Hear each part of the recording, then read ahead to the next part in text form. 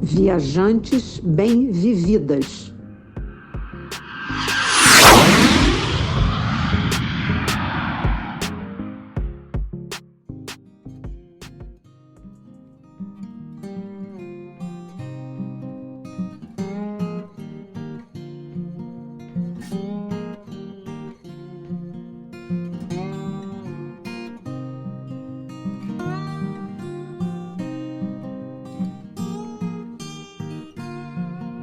Já aconteceu com você de sentir o cheirinho de uma comida e imediatamente vir à memória um momento de sua infância? Eu adoro o aroma de cafezinho fresquinho. Eu sou Silvia Iano, do blog Sentidos do Viajar. O aroma me faz voltar no tempo. É o de, por exemplo, aquele cheirinho gostoso de refogar alho e cebola. Vem sempre à minha memória as comidinhas que a minha mãe preparava. É aquela memória afetiva. É aquele início da alquimia gastronômica que fala com a gente sempre. Nós somos, eu e Lilian Azevedo, autoras do Viajantes Bem-Vividas, primeiro podcast feito por duas mulheres 60+. A cada 15 dias, nas quartas-feiras, nós publicamos um episódio novo e já temos mais de 40 episódios disponíveis para você no YouTube, Spotify e outros agregadores de podcast. Sempre compartilhando experiências de viagens, dicas e roteiros vivenciados por nós duas ou por nossos convidados.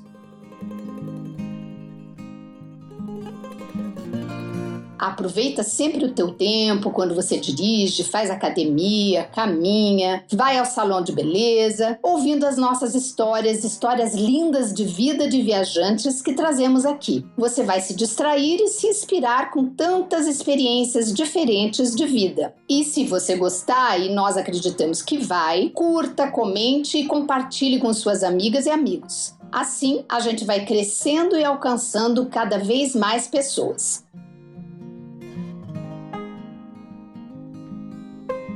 Hoje eu vou fazer a entrevista com a nossa convidada especial e Lilian, infelizmente, não vai estar conosco hoje porque nós estamos com um probleminha tecnológico. Mas tudo vai correr bem porque a nossa convidada é muito especial. Como nós já falamos aqui algumas vezes, existem muitas maneiras diferentes de conhecermos um lugar e uma delas é experimentando, saboreando as comidinhas que ali são produzidas. Conhecer os produtos típicos do local, seus produtores, sua cultura gastronômica. E hoje nós vamos receber aqui com a gente no Viajantes Bem-Vividas Roberta Aze. Roberta Azevedo, mas chamada Roberta Aze, não é isso, Roberta? É isso mesmo. Ela é chefe de cozinha que traz para suas receitas temperos e sabores do Brasil e do mundo. Bem-vinda, Roberta. É um prazer ter você aqui conosco. Nós temos certeza que esse bate-papo vai aguçar os nossos sentidos e vamos poder entender a relação estreita que existe entre comida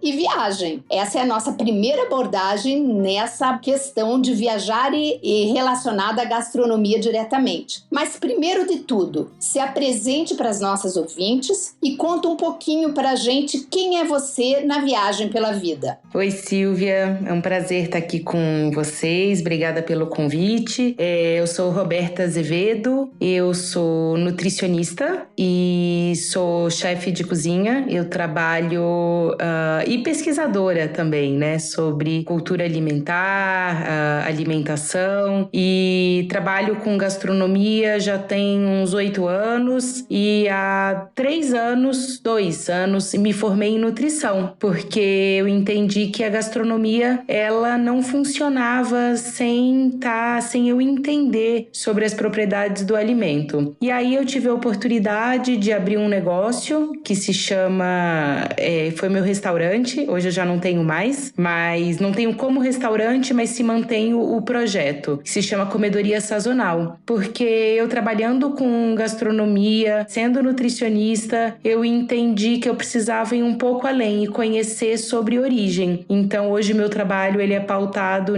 esse tripé, que é da gastronomia com a nutrição e agricultura, digamos assim, né? Ou origem. Conhecer sobre projetos de redes sustentáveis, né? Conhecer sobre solo, conhecer sobre origem também. Sobre origem a gente conhece muito também sobre um povo, sobre cultura. Então hoje o trabalho que eu desenvolvo na gastronomia, ele tá pautado aí nesse tripé. Muito interessante. Olha que visão abrangente, né? Uma das poucas vezes que eu ouço falar um chefe de cozinha que é nutricionista, e super interessante essa visão mais ampla da produção do alimento, da cultura, da inter-relação desses pilares. Acho que a gente vai aprender muito com você aqui hoje, tenho certeza.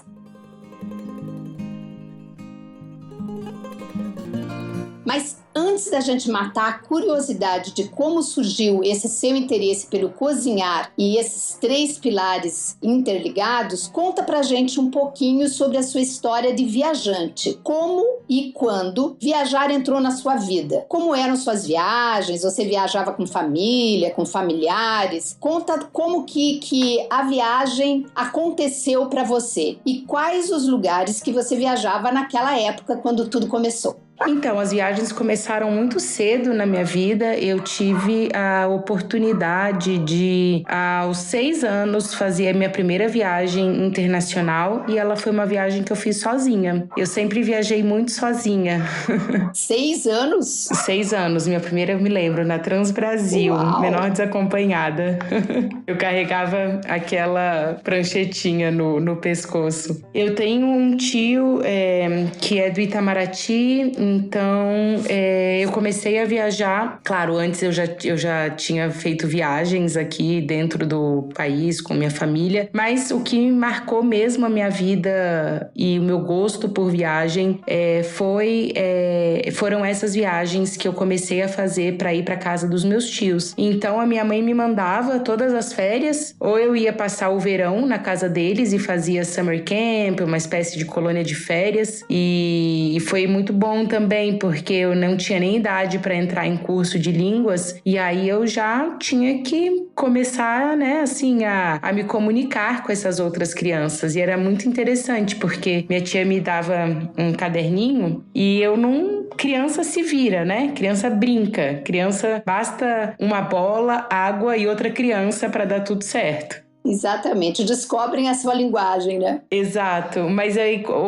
a gente se comunicava através desse caderninho, e eu me lembro que no final dessa primeira viagem, eu já tava, eles moravam nos Estados Unidos na época, eu já tava me comunicando com as minhas amigas, eu já ia pra casa das amigas e passava depois do summer camp e jantava com elas, e no final do dia minha tia me buscava. Então, a vida dos meus tios no exterior foi muito importante pra mim, porque eu acabei indo todos os anos nos países que eles estavam, ficar com eles nas férias. Então eu tinha férias de inverno e férias de verão com eles. E foi muito maravilhoso, porque minha tia, ela sempre foi muito curiosa, ela é uma pessoa incrível, porque ela sempre fala, eles já moraram em 1000 lugares e tem sempre aquela pergunta de comparação, você prefere Paris ou Nova York? Aí ela falava, eu prefiro o lugar que eu estou, esse é o meu lugar favorito, o lugar que eu estou no momento. Fantástico!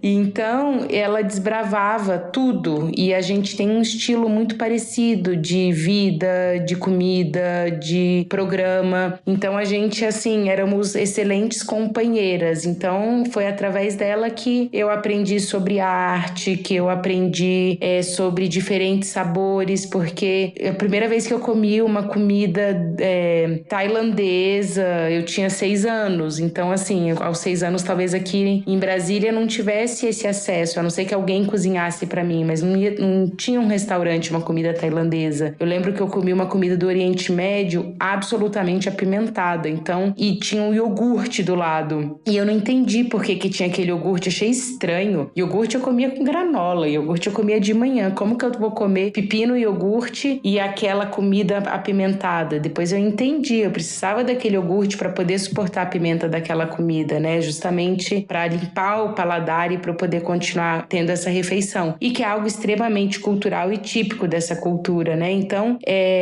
foi uma abertura, assim, na minha cabeça e nos meus interesses e no meu repertório muito grande. Isso começou com 6 anos. Eles até hoje moram no exterior. Meu tio vai se aposentar agora em breve. Ele tá finalizando o último posto dele. Eles inclusive chegam daqui a 15 dias de volta e aí ele se aposenta. Então, eu passei uma vida inteira, né, assim, e estar na casa deles foi o primeiro passo e eu gostei de viajar. Na verdade, você teve a oportunidade de vivenciar experiências em várias áreas, né? Natureza, cultura, costumes. E como surgiu o seu interesse pela cozinha? E então, depois, eu com 17 anos, eu fui morar fora de Brasília, eu fui morar no Rio. E quando eu me formei, a minha primeira formação foi moda. Eu trabalhava numa empresa no Rio e eu mandava meu currículo pro mundo inteiro, porque eu falava, gente, tem Rio de Janeiro, que é muito legal, tem São Paulo, que é muito legal, mas tem Nova York, que é muito legal, tem Milão, que é muito legal, tem Paris, que é muito legal, e tudo tinha relação com a moda, né? E eu ganhei um curso da minha faculdade, né? Eu fui premiada como a melhor aluna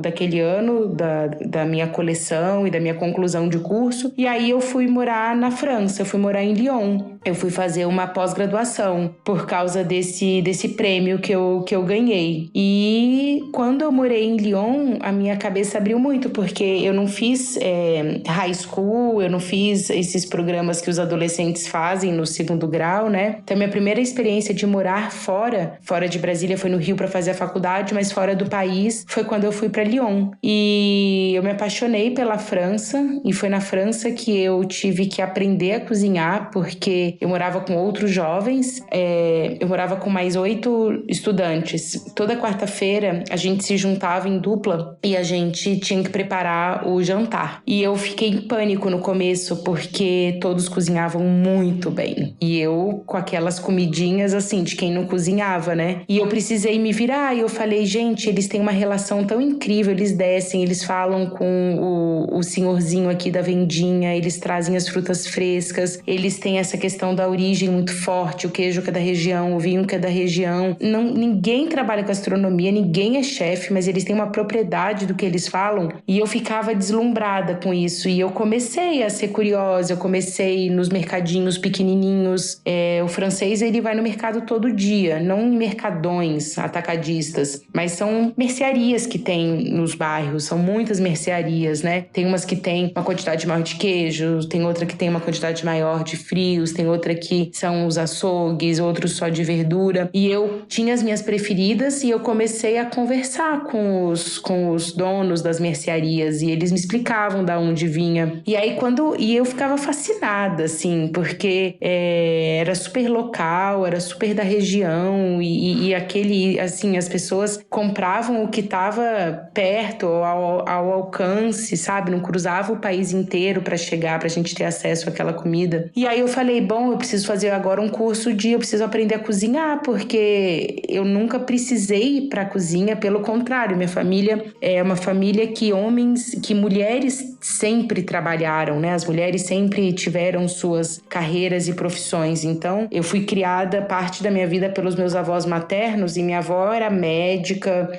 trabalhava com saúde pública, então eu nem lembro da minha avó, assim, nem sei qual era o hobby dela, porque quando eu lembro da minha avó, eu lembro da minha avó como a médica, né? Atuando na saúde pública aqui do Distrito Federal, abrindo hospitais e melhorando o sistema de saúde público. E então, assim, ela sempre falava que tinha que estudar, porque a gente só chegava onde a gente queria com o estudo. Então, eu não entrava em cozinha, eu não cozinhava a minha própria comida, tinha funcionário na casa, então eu chegava, a comidinha já estava pronta, e eu realmente, assim, quando morei sozinha, precisei aprender. Muito legal, nossa, que aventura bem precoce, né? Muito legal a sua mãe, né, ter também previsto, ter visto, né, as possibilidades que você poderia ter nessa ida para a casa dos seus tios, e o quanto que essa coisa de você sair do teu conforto, né, da tua cidade de origem e ir para outra cidade, outro país, abre a mente da gente, né? Você se apropriou dessa experiência e na primeira oportunidade de trabalho, o mundo era a sua possibilidade, né? Não tinha uma limitação geográfica. Isso é importantíssimo e mais ainda acho que desperta, né, aqueles pais, mães, né, tios que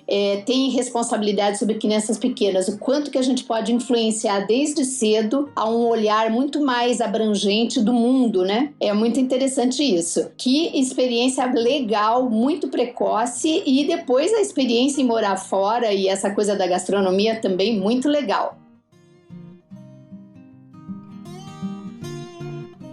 Mas vamos seguindo aqui, Roberta. Entendemos aqui que o gostar, o apreciar é algo construído à medida que a gente vai sendo exposto a diferentes tipos de alimentos, temperos, sabores, cheiros, preparações. Comidas diferentes te atraíam desde cedo, pelo que você relatou, né? Você era curiosa com as comidas, quando você gostava de experimentar, ou você tinha uma certa restrição? Como que você lidava com essas comidas diferentes? Você falou da comida tailandesa, que é bem diferente para uma criança de 6 anos. Você tinha esse hábito de experimentar? Como que foi o seu contato com essa variação de comidas diferentes? Geralmente as crianças têm um paladar mais infantil mesmo, né? Não gosta de muita variedade, mas parece que você se aventurou aí. Qual era a comida mais diferente, ou qual foi a comida mais diferente que você lembra ter provado nessa época? Então, eu acho que o alimento sempre foi uma grande fonte de prazer para mim, porque meu problema era justamente o contrário, tinham que me frear. Eu gostava muito de comer e eu gostava muito de provar o que eu não conhecia. Então, para mim,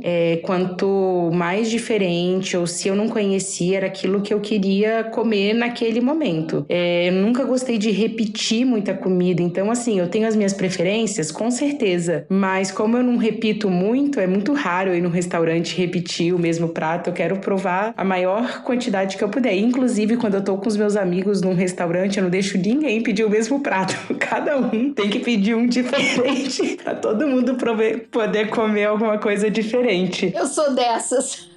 E você gosta de experimentar do prato dos outros? Porque eu ainda sou essa, quero que peçam diferente e deixem eu provar, para eu ainda ter oportunidade de experimentar coisas diversas. Exatamente, sim. Então eu sempre gostei de provar sabores que eu não conhecia. Às vezes eu pensava, nossa, será que isso aqui funciona? Mas se eu não gostar, eu não preciso comer. Então, acho que nessa idade, nessa época, as coisas mais diferentes, assim, que eu provei, talvez tenha sido a primeira vez que eu fui num restaurante marroquino e que eu fiquei fascinada, e hoje é uma grande fonte de inspiração no meu trabalho, né? A mistura dos sabores.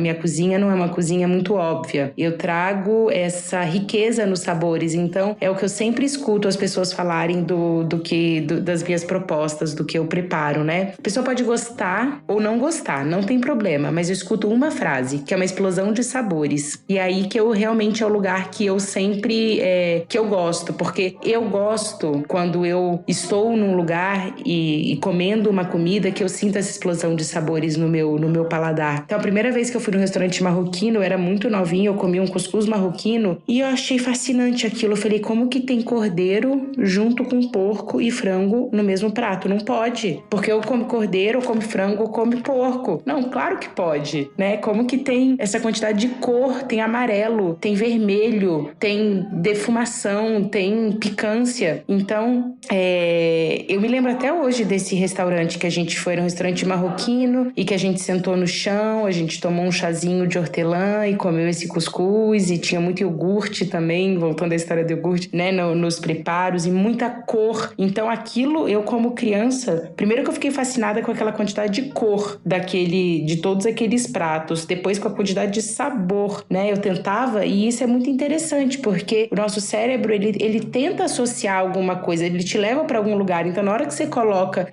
na boca determinado sabor, você fala, isso aqui me lembra tal coisa, e te leva para algum lugar. Só que essa mistura de sabores, seu cérebro fica doidinho, ele fica, meu Deus, peraí, isso aqui tem picância, mas não é apimentado, é uma picância tipo um gengibre, o apimentado é diferente, vem da pimenta, então assim... Já é uma viagem, né? Exatamente, já é uma viagem. Essa viagem dos sabores, para mim, ela é fascinante. Hoje eu faço isso muito na minha gastronomia, né? Eu respeito muito as bases da gastronomia ocidental, que a gente tem a francesa como base, a gente tem a italiana também, assim, a francesa nos deu as técnicas que a gente tem, mas eu vou por outro caminho, eu vou pelo caminho realmente, assim, dessa viagem desses sabores, dessa mistura desses sabores. Muito legal. Com que idade você aprendeu a cozinhar? Na sua opinião, existe idade para aprender a cozinhar? O que é importante para esse aprendizado? Então, não existe idade para aprender a fazer nada, né? Qualquer idade, assim, eu acho que a gente tá pronto em qualquer idade para fazer aquilo que a gente tem desejo, pra gente aumentar o nosso repertório na vida. Eu aprendi a cozinhar com os meus 24 anos, eu acho que foi quando esse período, foi na França, quando eu fui fazer essa pós-graduação na França. E foi uma necessidade, né? Se eu não tivesse tido essa necessidade, eu não sei se eu teria aprendido a cozinhar e eu estaria onde eu estou hoje, porque hoje o meu trabalho é ser uma cozinheira, ser uma chefe executiva, uma chefe de cozinha, né? Então a necessidade me trouxe para esse lugar. Eu acho que quando comecei a cozinhar, o que mais me despertou interesse, assim, foi o ritual, porque o cozinhar é um ritual. E eu sou muito ritualística, assim, eu gosto muito de experiências que envolvam rituais, né? E o cozinhar, ele tem isso. O cozinhar, ele envolve um planejamento, né? Envolve você ir comprar o alimento, porque é diferente quando você vai e escolhe o tomate que você vai fazer seu molho, do que quando você abre a geladeira e pega um tomate que alguém comprou. E às vezes esse tomate não foi nem bem escolhido, às vezes não é o tomate que você precisa para usar naquele molho. Então tudo começa aí, da escolha, né? Então é na hora que eu escolho o insumo que eu quero, né? Com as características que eu quero, para depois fazer essa transformação e virar um prato, ele sai de um tomate numa prateleira e depois com a manipulação e com as receitas e com o toque, com sabores e com todo o equilíbrio que a gente vai dando, ele se transforma em outra coisa. Então essa transformação que é o cozinhar me fascina também. E as milhões de possibilidades. E o que eu amo na cozinha também é que, tirando a confeitaria, não existe certo e errado. Porque a confeitaria não tem jeito. A confeitaria, se você não coloca 62 gramas de açúcar para 32,7 ml de água, pode ser que aquele prato, pode ser que aquilo não dê certo. Sério? A confeitaria precisa. A confeitaria é matemática de balança milimétrica. Mas fora isso, não existe muito certo e errado na cozinha, né? E será que um molho de tomate, uma receita é a certa? Depende, né? Então, eu acho isso muito legal, porque, claro, existe um caminho, né? Existe um norte, mas não existe certo e errado. Então, o cozinhar tem muito isso, né? E o que é também, para mim, fantástico e que é fascinante? Eu entendi que, a partir do momento que você cozinha para você,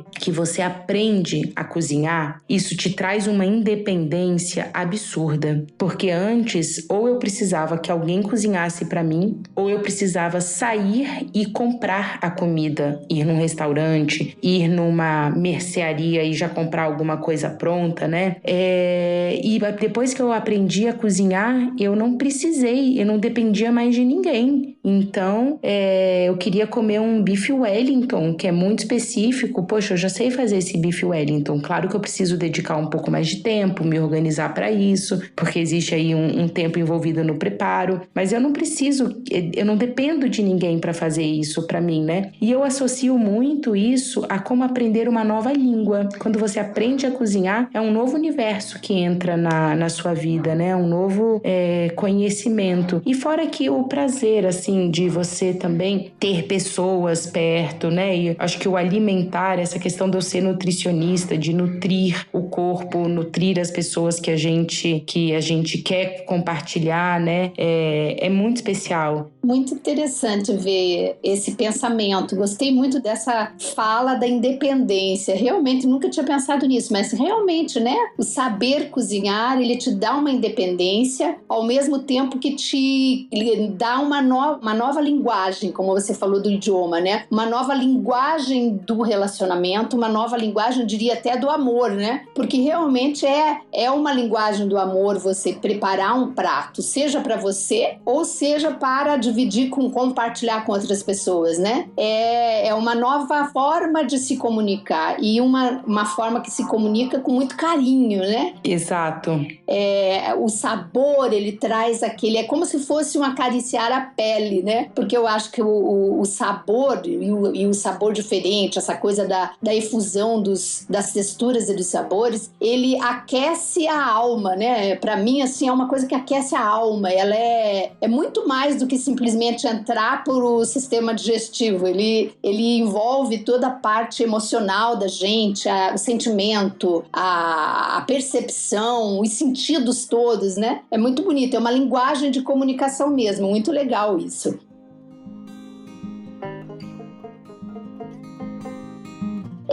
E conta um pouquinho sobre a tua jornada para você se tornar uma chefe de cozinha, tão reconhecida como você é hoje, né? Que caminhos principais você percorreu e você enfrentou nessa jornada de se tornar uma chefe de cozinha? Você enfrentou algum obstáculo? Eu acho que a gente sempre enfrenta, né, obstáculos ao longo das nossas escolhas profissionais. Eu sempre digo, é uma frase que o meu avô falava, meu avô também era médico, e ele falava que a medicina que escolhe, né? E eu acho que isso é tão bonito, porque é uma profissão que realmente você tem que é de muita entrega, né? E a gastronomia, para mim, ela que me escolheu, eu não escolhi. E quando eu vi, eu já estava fazendo, porque depois de 8 anos trabalhando com moda, eu comecei a questionar um pouco, assim, o mercado de trabalho, se eu me via fazendo isso em 10, 20 anos, se eu queria de fato continuar construindo a minha carreira nesse mercado da moda. E olha que eu tive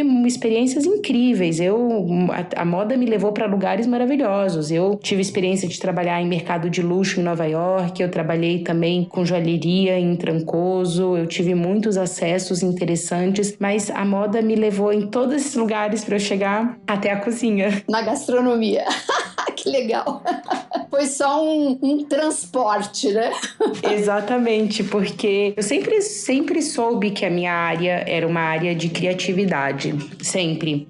Sempre foi o meu lado mais desenvolvido desde criança. Então, quando eu pensei em fazer vestibular, era ou arquitetura, ou artes plásticas, ou desenho industrial, ou moda. Algo que explorasse a minha criatividade, né? E eu acabei indo pra moda. E depois desses 8 anos que eu comecei a me questionar, eu vim passar uma temporada em Brasília, porque minha família é de Brasília. Eu morava no Rio de Janeiro, eu estava morando em São Paulo na época. E eu vim passar um final de semana, eu acho, e uma amiga minha que estava fazendo personal chef, ela falou que queria fazer eventos maiores e que, como personal chef, ela não conseguia sozinha organizar tudo. E eu já estava com vontade, assim, de dar uma mudada. E aí eu voltei para Brasília, eu falei, bom, eu vou te ajudar, então. eu vou fazer o que eu gosto de fazer, que é estar em contato com pessoas, organizar. Eu adoro organizar, eu sou metódica para organizar as coisas. E aí eu falei, você cozinha e eu organizo. Ela falou, tá bom. Então a gente fez um evento para 50 pessoas. E eu, meu Deus,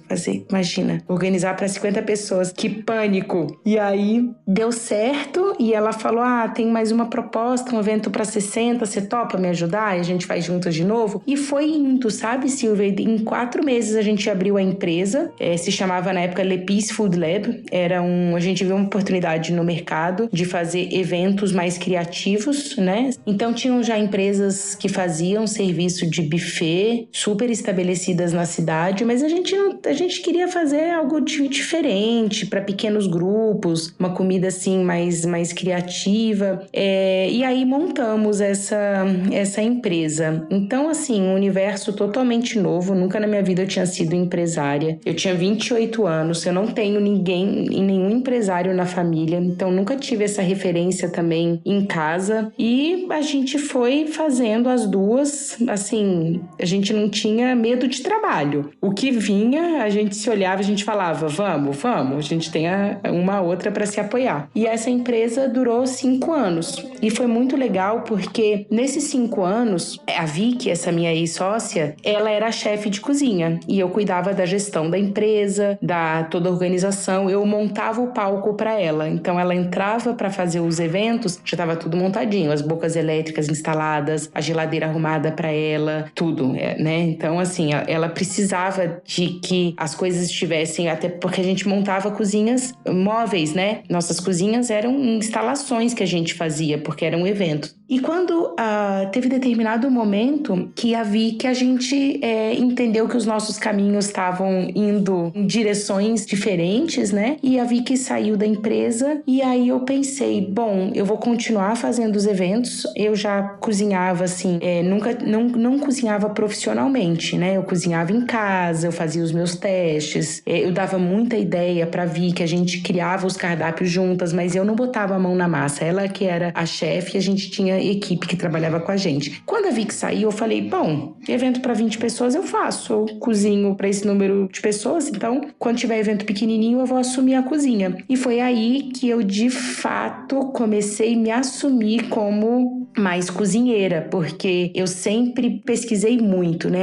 Para mim a comida pela comida, ela nunca fez sentido. Então tem que ter uma história, tem que ter uma origem, tem que ter um porquê daquele prato, né? Então assim, por que um acarajé é feito com feijão fradinho e a composição dele tem o vatapá, tem o camarão seco? Por que isso? Da onde vem isso, né? E aí eu comecei a fazer esses eventos, eu como a cozinheira do buffet, e aí quando eu vi eu já estava cozinhando para 60, para 70, para 80, né? Eu só precisava vencer essa barreira. E por 2 anos eu toquei sozinha o Lepice. Eu trazia gente para minha equipe de cozinha. Eu já tinha também, assim, feito uma boa equipe. Então, por exemplo, eu pude sair um pouco da parte da organização dos eventos. Eu já tinha o meu maître. Então, ou quando a Vicky estava na empresa, eu ficava no salão. Porque eu ficava na coordenação. Como é que estava entre salão e cozinha. A partir do momento que eu entro para a cozinha, eu tenho que ter alguém de confiança no salão, né? E eu já tinha feito uma equipe legal, então eu pude assumir a cozinha. Olha, visão, hein?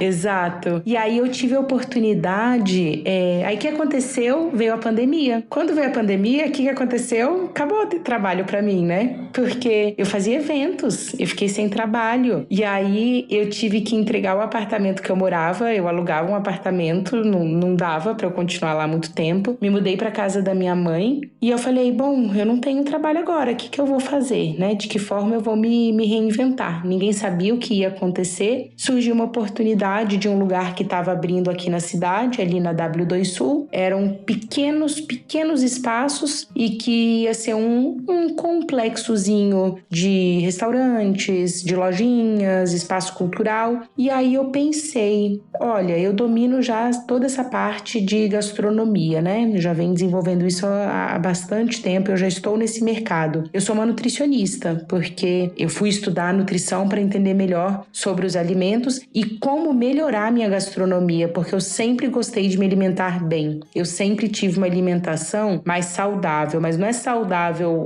alface e frango, é saudável de diversidade alimentar. Então, assim, eu gosto de comer feijão, eu gosto de comer lentilha, eu gosto de comer grão de bico, eu gosto de comer ervilha, eu gosto de comer todas as leguminosas, eu não gosto de comer só feijão, né? Eu gosto de comer cuscuz, eu gosto de comer arroz, eu gosto de comer milho. Então, eu tenho muita diversidade alimentar nos meus hábitos alimentares. Eu gosto de cozinhar também de forma mais diversificada também, né? Então, surgiu essa oportunidade, assim, era um custo baixo de investimento, eu não precisaria de sócio para entrar, não precisaria pegar dinheiro em banco, eu não precisaria pedir dinheiro para a família, eu mesma podia investir. E aí eu pensei, bom, se eu abrisse um restaurante, o que eu gostaria de ter nesse restaurante? Algo diferente que eu fazia no Lepice, porque no Lepice, como era uma empresa de buffet, o cliente me falava mais ou menos o desejo dele e em cima do desejo dele eu criava o evento. Aí no meu restaurante não, eu falei, eu quero um restaurante autoral, eu quero um restaurante que eu faça as comidas que eu desejaria que as pessoas comessem. E aí eu entendi que eu não conhecia muito sobre o tempo dos alimentos, a origem dos alimentos, sobre o solo. Eu falei, que adianta eu saber que tem beta-caroteno na cenoura, na abóbora, que tem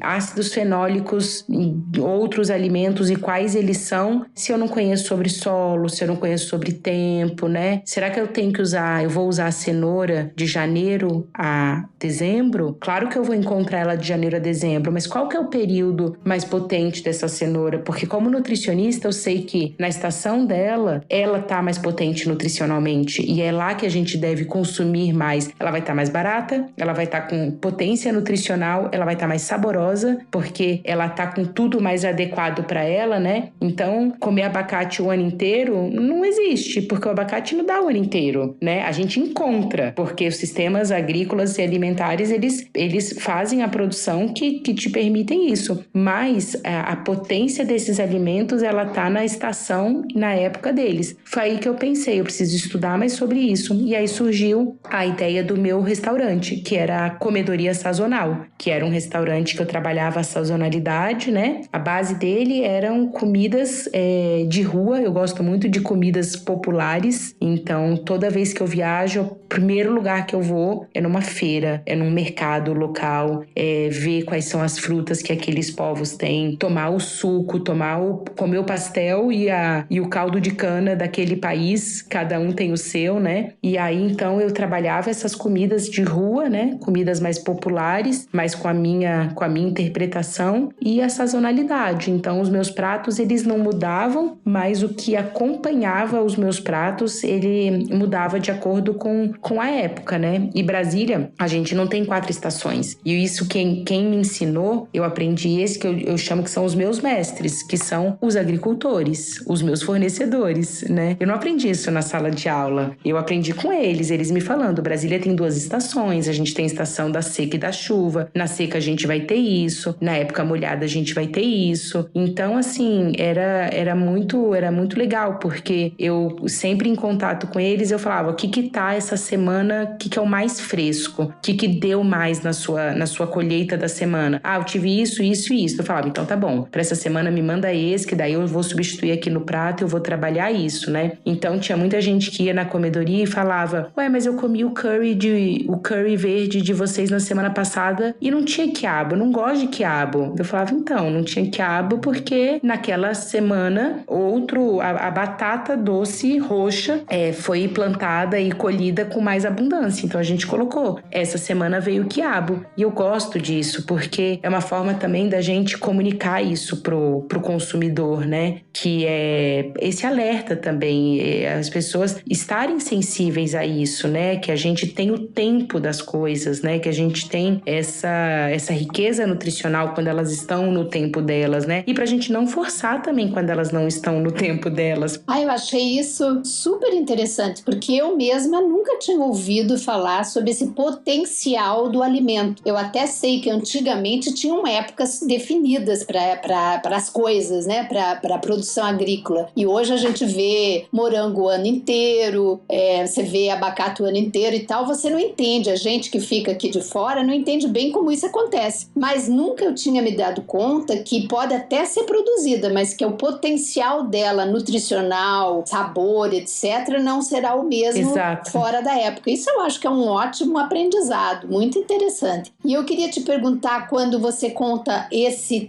essa tua faceta na gastronomia, que é um olhar bem diferenciado, como que você definiria o teu tipo de cozinha? E conta para as nossas ouvintes, você tinha falado da comedoria, né, que eu conheci e adorei aqui em Brasília, conheço ainda, né, tem ainda, mas não é, você disse que não é mais seu. Então, o que você está fazendo hoje na área da gastronomia? Como que você está atuando hoje? Qual é o seu estilo de cozinha e como que você está atuando hoje? Meu estilo de cozinha eu acho que ela é uma cozinha criativa, que eu busco usar insumos e produtos que sejam muitas vezes locais. E quando eu digo locais, não é local, por exemplo, nós estamos em Brasília, não é local só do Distrito Federal, mas vou dar um exemplo. Eu amo a farinha Guarani. A farinha Guarani é uma farinha de mandioca que ela é redondinha, é uma farinha d'água que ela tem um formato redondinho, oval. E ela se chama Guarani porque tem um município que é município de Guarani. E basicamente a fonte de renda desse município gira em torno da produção da farinha Guarani. Na hora que a gente compra uma farinha Guarani, a gente está comprando localmente. A gente está comprando de todo um sistema, de todo um complexo de pessoas envolvidas nessa produção dessa farinha, né? E aí eu deixo de comprar da gôndola do supermercado uma farinha industrializada e que é feita em larga escala e passo a comprar de uma comunidade, de um município que tem essa fonte de renda, que tem a maior representatividade no município, né? Então, assim, eu gosto muito de produtos locais, né? Que eu vejo que tem comunidades envolvidas nesse processo e que vivem disso, né? E a minha cozinha, a minha gastronomia, ela vem muito de produtos de origem, né? Então, assim,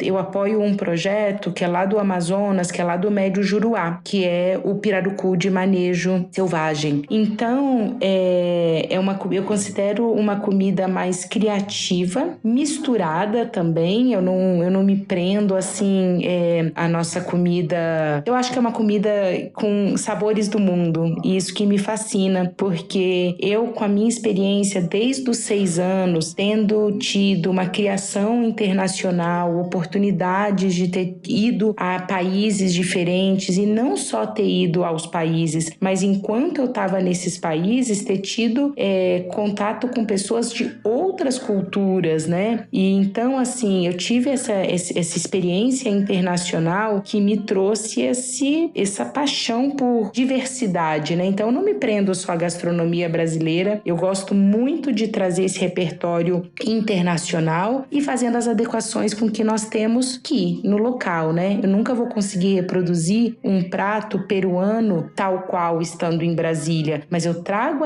a inspiração desse prato e aí eu penso, tudo bem, eu não tenho milho chulpe aqui, é um milho super andino, é um milho super peruano, mas será que eu não posso então substituir por um chips de banana da terra e fazer a composição desse ceviche? Opa, claro, né? Então, esse é mais ou menos o meu estilo de gastronomia. Sua pegada. E achei super interessante esse olhar, assim, não sei se eu vou usar o termo certo, mas quando você fala de pensar na comunidade que produz aquele produto, né? A coisa dos locais, as pessoas que produzem, eu penso muito na questão da sustentabilidade, né? Não é só, né? Eu acho que você está pensando nos indivíduos também, não é só comprar um produto da prateleira do mercado, que eu gostei, né? Que, claro, a gente tem que comprar algumas coisas do mercado, mas se você puder valorizar uma região, valorizar aquele povo que está lá na agricultura e sofrendo ali com a mudança de clima e etc, que trabalhar na agricultura não é fácil, e poder valorizar aquele produto, eu acho isso uma contribuição social muito legal e tudo a ver com a sustentabilidade, né?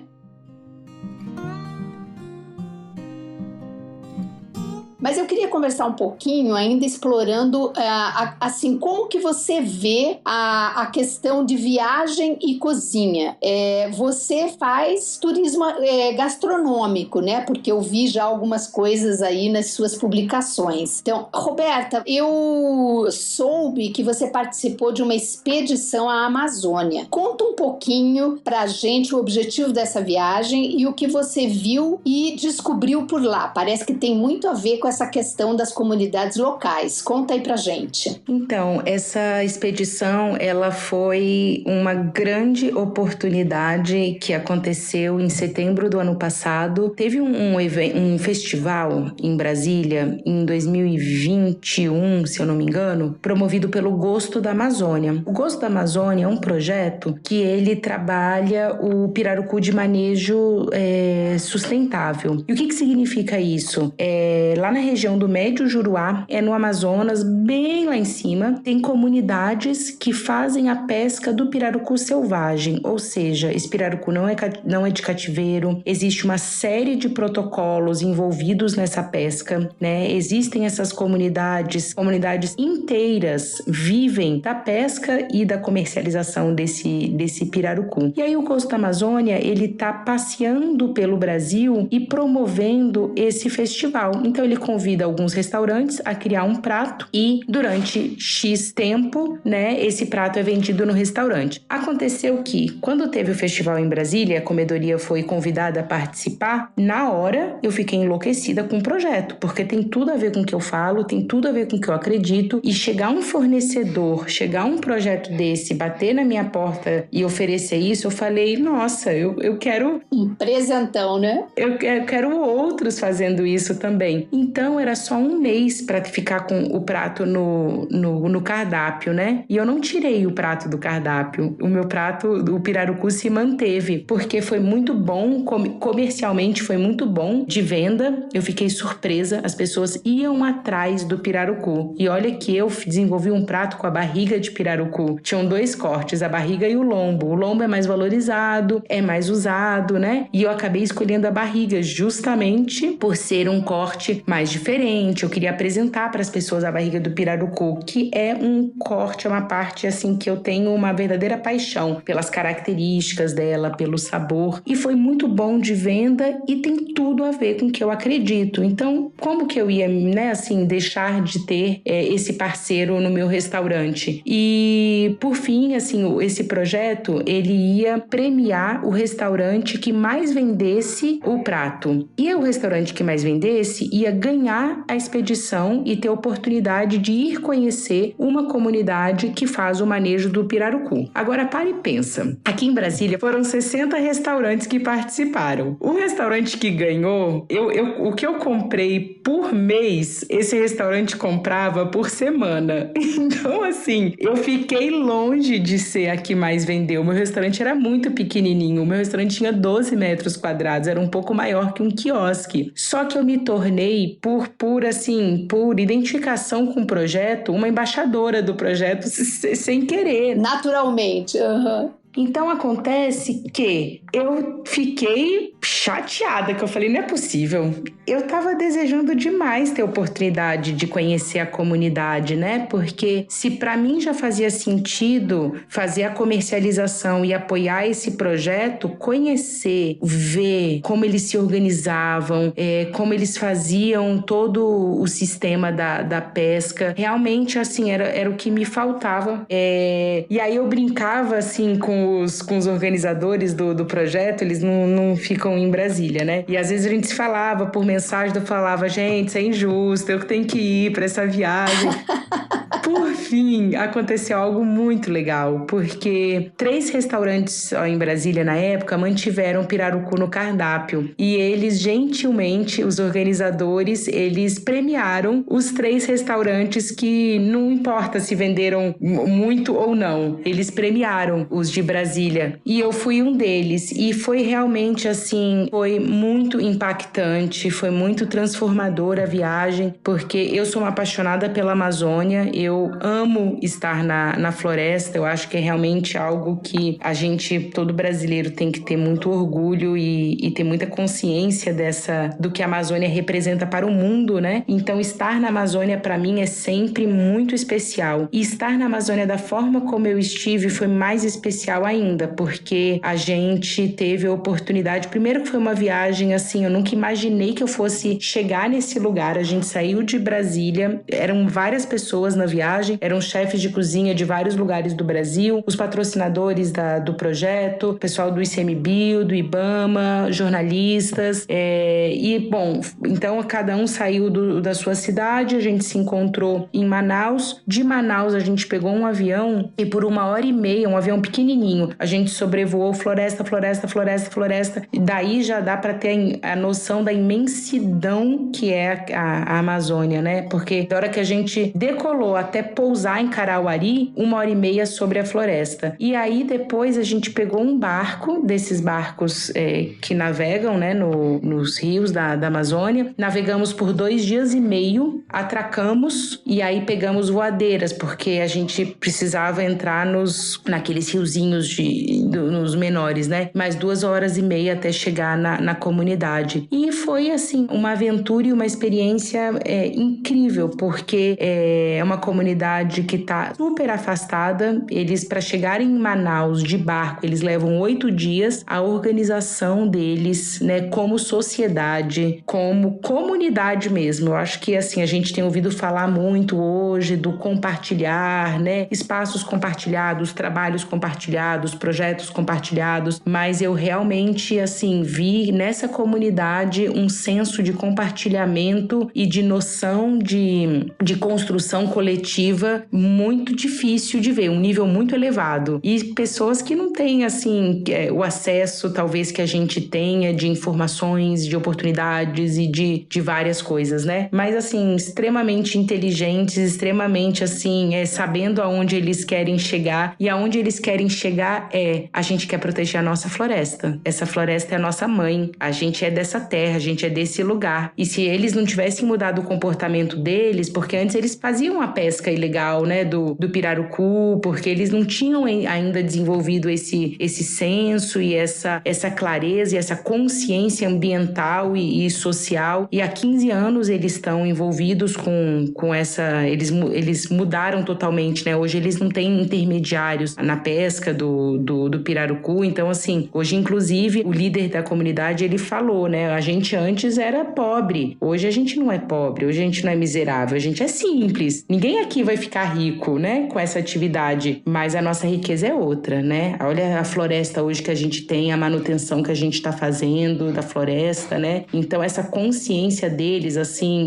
realmente, assim, é transformador, né? Porque eles são os verdadeiros guardiões da floresta. E eu depois, assim, até conversando com o pessoal da comunidade, na hora que eu compro esse pirarucu, eu sou uma protagonista também, né? E na hora que você come e você escolhe, você compra o pirarucu lá do restaurante, você escolhe comer esse pirarucu, você também é protagonista, você também tá protegendo a floresta, porque a gente tá comprando um peixe, né? A gente não tá comprando só um peixe, a gente tá comprando todo um sistema alimentar, né? Um valor, né? Nossa, me emocionei aqui agora, porque realmente muito a aprender com essa comunidade e tem todo um valor agregado a essa produção, a esse prato. Realmente que você está fazendo parte de uma cadeia de sustentabilidade social, ambiental, né? Econômica. Muito linda a história, muito linda. Muito legal. Agora vamos lá, queria saber também um pouquinho sobre essa questão da ligação, se você vê essa ligação, e acredito que sim, pelo tudo que você falou aqui agora, mas como que você vê essa ligação entre viagem e cozinha? Você faz turismo gastronômico? A gente podia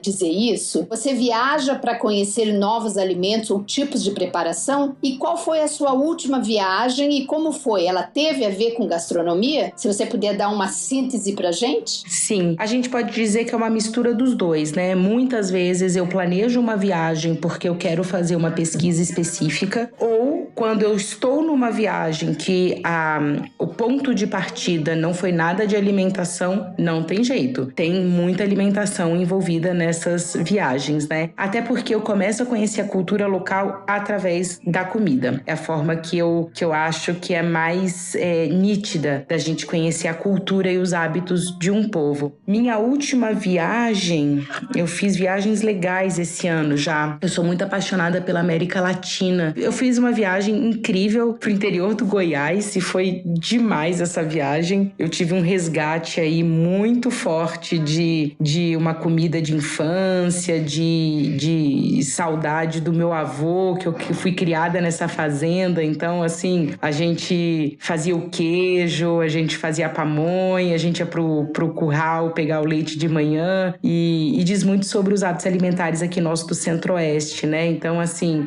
nessa viagem teve um dia inteiro que eu fiquei lá na casa dos peões, foi demais. Eu fiquei lá com eles e todo mundo fazendo a pamonha. Todo mundo envolvido no processo da pamonha. E aí, enquanto a gente estava terminando a pamonha, começou a cozinhar a galinha caipira. E no final, a vida inteira eu comi pamonha como se fosse um lanche ou um café da manhã, de manhã, e a gente jantou a pamonha com galinha caipira. Daí eu falei, vocês acabaram de me mostrar um dos pratos mais chiques que eu já comi na minha vida. Então, a pamonha, ela foi comida como se fosse, ela saiu quentinha da panela, a gente abriu a pamonha na hora no prato, amassou a pamonha, colocou a galinha caipira com o caldo. Eu falei, meu Deus, assim, aí na hora que, assim, levar esse prato tão popular, tão típico, tão característico, tão da roça, e aí sim, com a técnica que eu aprendi ao longo da vida, né, assim, de cozinha, e levar esse prato que é muito a cara nossa aqui dessa região do Centro-Oeste, né, que diz muito sobre a cultura também da nossa comida aqui local, e apresentar isso de outra forma para as pessoas é muito legal, né, e essa é a capacidade que o chefe, essa é a diferença, eu acho, do chefe de cozinha. Todos nós, né, o chefe de cozinha é um cozinheiro,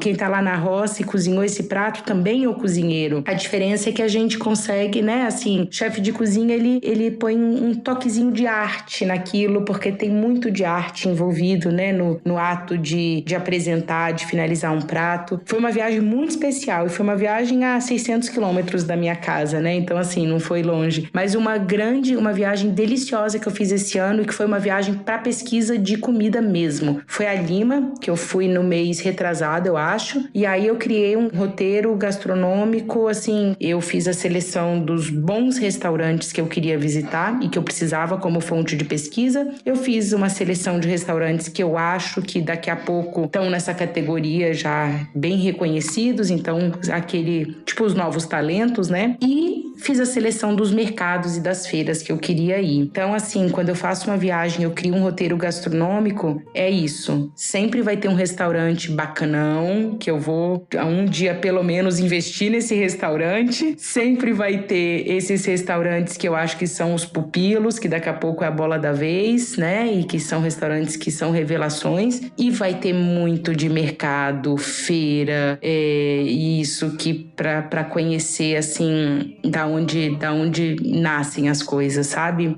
Muito legal. Nossa, uma aventura, né? É uma viagem não só a viagem pelos espaços, né, culturais, mas uma viagem pelos sabores, pelas novidades, né? Uma viagem pela gastronomia muito interessante. Eu sempre concilio nas minhas viagens a questão da gastronomia. Eu nunca fiz uma viagem com esse olhar, obviamente, porque não é o meu campo de atuação, mas a gastronomia, para mim, é um elemento fundamental da viagem, com certeza.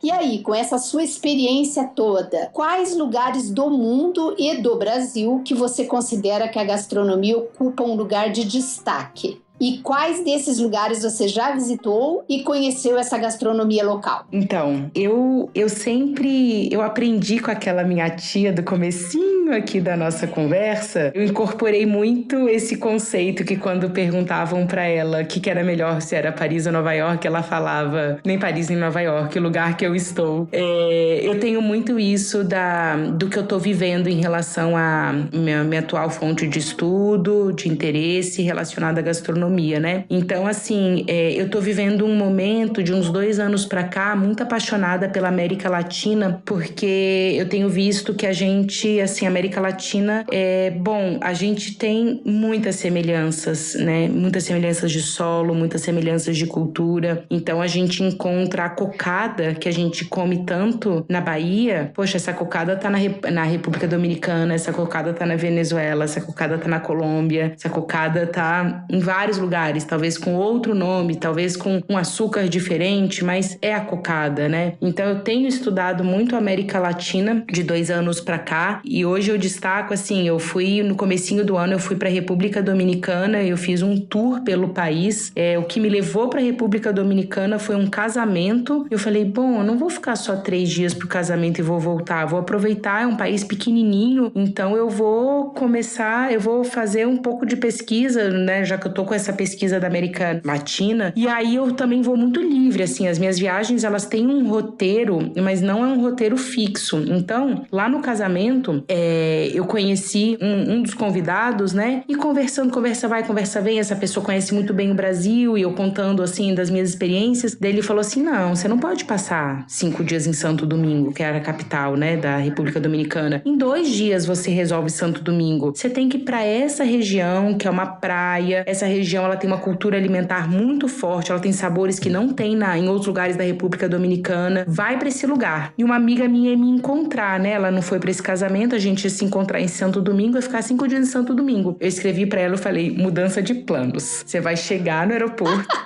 você vai alugar um carro, eu vou pegar uma carona aqui no casamento, que eu descobri uma turma que tá indo pra essa região, eu te encontro nessa região. Aí a gente mudou os planos. Já tinha hotel reservado em Santo Domingo, a gente conseguiu passar o hotel para 4 dias depois, a gente conseguiu um Airbnb. Então a nossa viagem, nasceu uma nova viagem dentro de uma viagem que a gente tinha já planejado, né? E foi a melhor coisa que a gente fez. E eu pude, assim, eu explorei tudo que eu podia dessa parte de alimentação nessa viagem. Então, assim, eu voltei muito influenciada pela República Dominicana, muito mesmo, assim, eu tenho feito muitos pratos com as combinações, com sabores que eu provei na República Dominicana. Então, eu tô numa fase, assim, o Caribe continua latente aqui em mim, usando muita banana verde, usando a banana verde como um amido, né? A banana verde, na verdade, ela ainda não desenvolveu a frutose, é como se fosse uma mandioca, como se fosse uma batata, né? E há alguns anos, o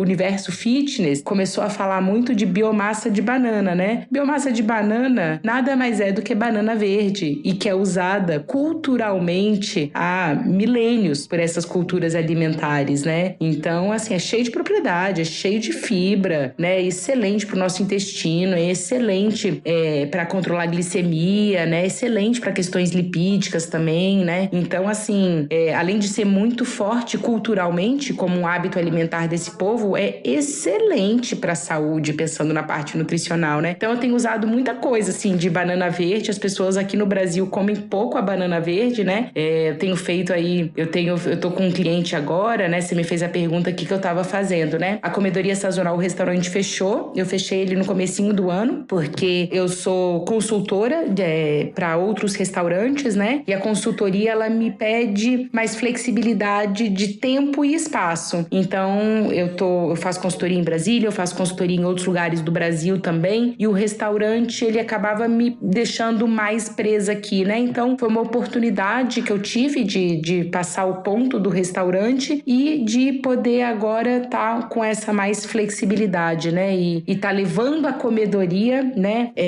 O empresário que... Existem diversos consultores, né? Então, assim, o empresário que busca pela minha consultoria, é claro que o restaurante não é meu, o restaurante é do empresário, que tem um conceito, e a gente, como consultor, tem que respeitar o conceito da marca, né, e atender o que é aquele restaurante, mas com certeza ele compactua com algumas ideias e essa minha linha de trabalho, que é comprar de produtores locais, sempre que possível, né, estar apoiados e apoiar esses projetos de cadeias de valores sustentáveis, sustentáveis, né? Obviamente, quando a gente fala de uma operação, de um restaurante, algo comercial, não dá para eu só ter projetos de cadeias sustentáveis no meu mix de insumos, né, e de fornecedores, mas assim, para mim o importante é ter, assim, é tê-los. Só de tê-los, não precisa ser a maioria, mas só de tê-los a gente já faz a diferença, né, e consegue depois ir ampliando, né. Então eu acho que, né, assim,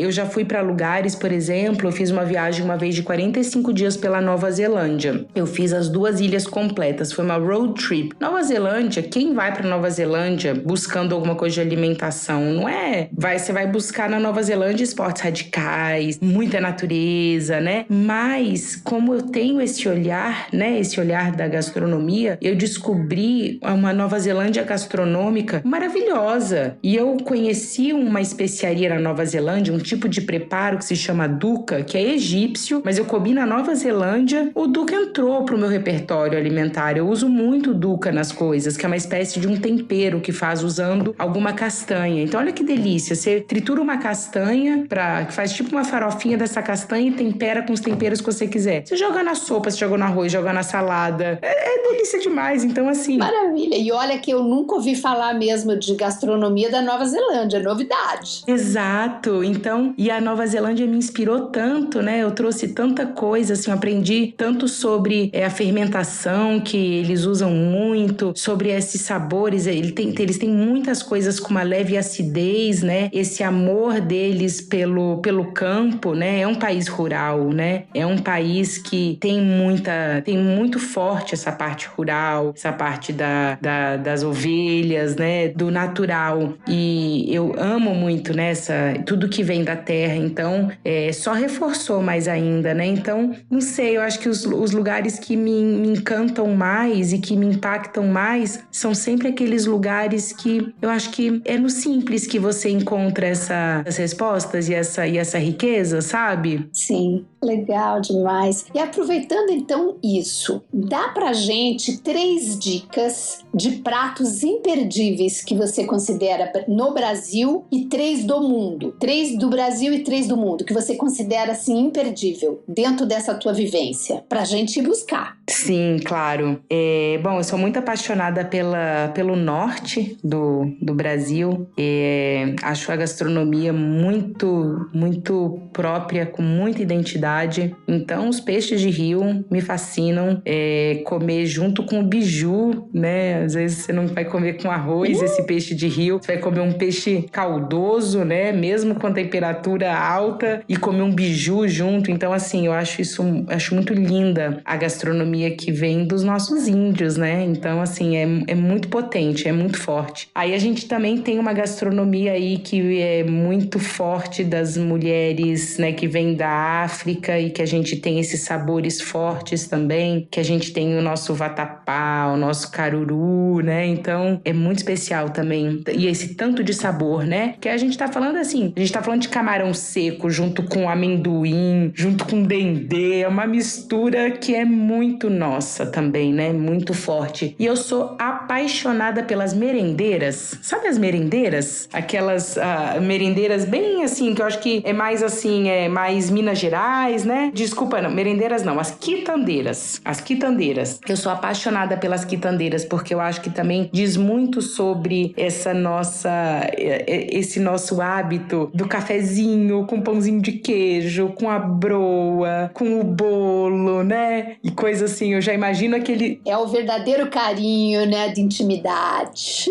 É o verdadeiro carinho, exatamente. Então, as quitandeiras, elas foram muito fortes, elas representaram muito, né? E elas, assim, elas trouxeram, na minha opinião, esse nosso hábito desses cafés coloniais, com esses lanchinhos, né? E que não tem, há anos, são os mesmos, não tem muito mistério, né? É o bolo formigueiro. E continua fazendo sucesso, né? Continua fazendo sucesso, né? Então, assim, eu sou apaixonada pelas quitandeiras. E são mulheres, né, assim, que tocavam e que botavam a mão na massa, comercializavam. Era tudo tudo com elas. Gosto demais disso. E internacional, eu sou apaixonada pela América Latina, então esses sabores que tem essas pimentas, esses tantos de milho. Eu sou apaixonada por frutos do mar também, né? Então, por exemplo, tem um prato, eu gosto muito do Peru, eu tenho uma relação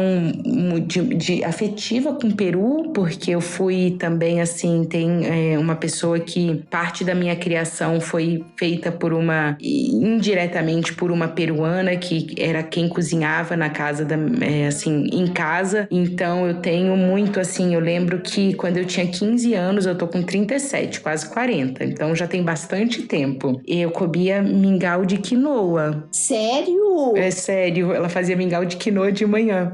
Nossa, eu conheci quinoa recentemente, eu nem conhecia quando criança. Exato, então assim, numa época que ninguém sabia o que era ceviche, em casa já tinha ceviche, então eu sou muito apaixonada pelos sabores do Peru, que tem esses grãos muito potentes, que é o amaranto, a quinoa, né? Então em casa a gente passou a comer menos arroz, não porque a gente quis, é porque tinha essa pessoa dentro de casa que trazia a cultura dela, e ela trazia muita cultura dela através da comida. Ela pedia pra gente comprar esses ingredientes e ela fazia pra gente. Era uma forma dela matar saudades de casa. Ela tava morando no Brasil e eu fui conhecendo. Então, assim, eu começo a desenvolver minha paixão pela América Latina com a senhora Isabel, né, que até hoje trabalha na casa da minha mãe. E eu digo que é uma das minhas grandes referências. Quando me perguntam, me fala, quem é uma chefe que você admira? Eu falo, olha, não sei se eu posso, assim, dizer que é chefe, porque chefe é uma função, é um cargo que você tem dentro de um restaurante ou liderando uma equipe, mas pra mim uma das melhores cozinheiras que existe na vida é ela, e ela me ensina, assim, todos os dias ela me ensina alguma coisa. Que gracinha, que legal, muito legal. Nossa, que experiência bonita. Mas aí eu quero dizer, dentro desses pratos todos aí, eu quero fazer uma única pergunta. Você só tem a chance de dizer um. Qual é o seu prato preferido? Ui, difícil, hein? Ai, meu Deus do céu. Não, muito difícil. Meu Deus, meu prato favorito. Ai, nossa, pra quem gosta de comer, de tudo, né? É difícil mesmo. É. 2, então, vai. 2. Tá bom, vamos lá. Qualquer um que tenha arroz e feijão já ganha meu coração. Essa mistura do arroz e feijão Ficou fácil. Já ganha meu coração. Mas eu sou muito apaixonada por frutos do mar. E eu gosto muito de vários. Eu gosto muito de peixe, eu gosto muito de camarão, eu gosto muito de conchas. Então, eu sou desde que eu fui apresentada a ceviche, por exemplo, eu já comi de milhões de tipos diferentes, com concha, com camarão, com mistura de molusco, enfim, de vários frutos do mar. Então eu sou bem apaixonada por ceviche, acho um prato muito versátil, acho um prato muito fácil, qualquer um consegue fazer ceviche, é um prato muito rápido também, né? E delicioso, Até eu fiz, que não cozinho.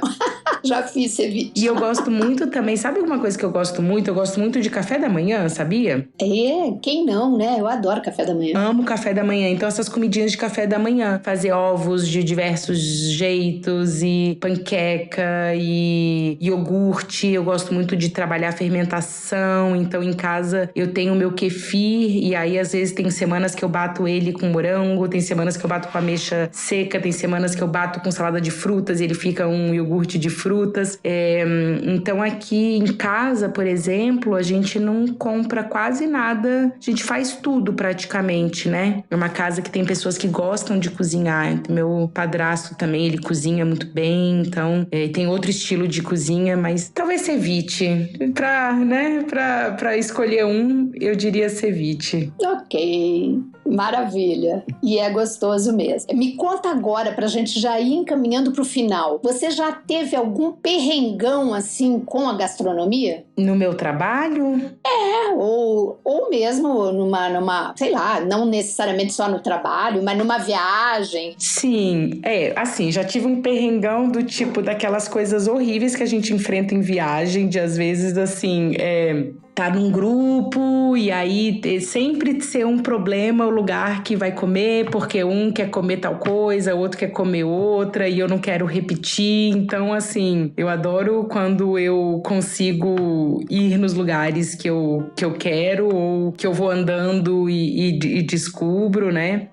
Também já comi coisa que não gostei e aí às vezes estraga o dia um pouco, né? Assim, ou um momento, isso acontece também, né? E você preparando, por exemplo, um prato, já teve assim uma coisa que, nossa, não podia ter acontecido e deu tudo errado? Sim, não, e eu ia inclusive falar sobre isso, porque às vezes já aconteceu de estar preparando algo para um evento e sem querer perde o tempo, passa, queima ou passou o ponto do sal e aí tenta corrigir, às vezes não dá para corrigir, aí tem que respirar fundo, falta 30 minutos para começar e tem que fazer de novo porque tem que servir, então assim, acontece assim, e tipo quase todo dia. Mas também os problemas, às vezes os erros, eles trazem novas ideias. E vou te dar um exemplo. Quando eu fiz a temporada da Fazenda Herculara, eu cometi um erro no meu prato. E esse erro virou um grande acerto. Sério? Conta aí. Eu tinha o Duca, ele ia no meu prato, no prato principal, que é essa farinha de alguma oleaginosa, alguma semente, né? Com as especiarias. Então, ela é muito particular, porque a escolha das especiarias são minhas, cada um pode ter o seu Duca, né? Nunca ninguém vai ter um Duca igual, não sei que compre de quem fez aquilo. Mas eu finalizava com essa farinha Duca, e a minha era de amendoim com as especiarias que eu colocava para saborizar. E eu triturava esse amendoim num processador. Eu fui ver o forno que tava apitando e eu não desliguei o processador. Aí eu fui rapidinho, eu fui voando, correndo, porque se eu deixasse muito tempo batendo, começa a virar pasta, né? Amendoim, quando você deixa muito tempo e ele aquece, ele vai soltando os óleos dele, ele vai virando uma pasta e você tem a pasta de amendoim. E quando eu voltei, já não era mais farinha, já não tinha virado pasta ainda, mas já tava quente e já tava começando a ficar tudo junto. Eu falei, não acredito, já são 11 horas da noite, meu Deus do céu, amanhã eu saio, acordo 4:30 da manhã, eu tenho que sair de Brasília às 6 horas da manhã, a casa tá lotada amanhã, o evento tá com milhões de pessoas, eu tô exausta, não quero fazer de novo, mas na hora que eu vi aquilo, eu falei, não tô acreditando, gente, eu criei uma pasta de amendoim saborizada, porque eu amo pasta de amendoim, e uma pasta de amendoim com especiarias é muito maravilhosa. Ui, deve ser maravilhosa. E aí depois ela entrou no meu cardápio, na comedoria, eu tinha uma toast, que ao invés de ser pasta de amendoim com banana, era pasta de Duca, que era muito mais saborosa, que era amendoim com as minhas especiarias, a cor dela era muito linda, com a banana e as raspas de cacau, e era muito único. Não existem muitas toasts de banana, mas essa era muito única, essa toast com pasta Duca. Então, através de um erro, eu cheguei num super acerto, e hoje eu coloco Duca nos meus clientes também, cada cliente tem o seu sabor de Duca, mas sempre tem um Duca na casa. Sim, muito legal, né? Eu acho que você ensinou a gente aí a olhar com um olhar diferente para os erros, né? Na verdade, você, em vez de desesperar, você olhou com outro olhar e criou uma coisa em cima e transformou um erro numa descoberta ou numa inovação. Muito legal, isso é um grande aprendizado para a vida, né? Que quem não erra e quem não tem perrengue, né? Se a gente olhar com esse olhar positivo, a gente transforma o negativo numa coisa boa e numa experiência nova. Muito jóia, adorei. E para encerrar essa nossa deliciosa conversa com você, Roberta, que já me deu aqui uma fome danada, a gente está gravando no final da tarde, início da noite, e agora o que eu vou fazer se eu não cozinho? Vou ter que ir lá correndo atrás da Roberta, ai. E com o desejo de visitar todos esses lugares e provar todos esses pratos que aqui você mencionou, e com essa história da sua vida que começou lá aos seus 6 anos de uma forma muito inusitada, que mensagem você deixaria para as nossas ouvintes? E aproveita e deixa as suas redes sociais para que elas possam acompanhar também seu percurso por esse mundo da gastronomia e viagem. Conta pra gente. A mensagem que eu deixo é de sempre se aventurarem nas experiências, se aventurarem nos sabores, porque o máximo que vai acontecer é não gostar, depois não querer comer aquilo de novo, não visitar aquele lugar de novo. Então, se permitir esse novo, essas aventuras, eu acho que é isso que dá aquele friozinho na barriga e deixa a nossa vida com essas experiências, e que depois é tão gostoso, às vezes, ou não gostoso, mas que são histórias que a gente tem para compartilhar, que mesmo quando não é gostoso, às vezes é uma boa história que a gente tem para contar. E eu acho que essas boas histórias são o que deixa a nossa vida assim plural, né? Que traz essa diversidade e essas vivências. Eu quero agradecer muito ao convite, foi um prazer compartilhar aqui com vocês um pouquinho dessas vivências, um pouquinho dessas viagens, um pouquinho desse caminho que eu tô trilhando aí profissionalmente, que se mistura comigo também, é profissional, mas é pessoal, porque o que é profissional é do meu super interesse também pessoal. Então foi um prazer ter esse espaço aqui e ter essa voz. Então, o meu Instagram é Roberta_AZE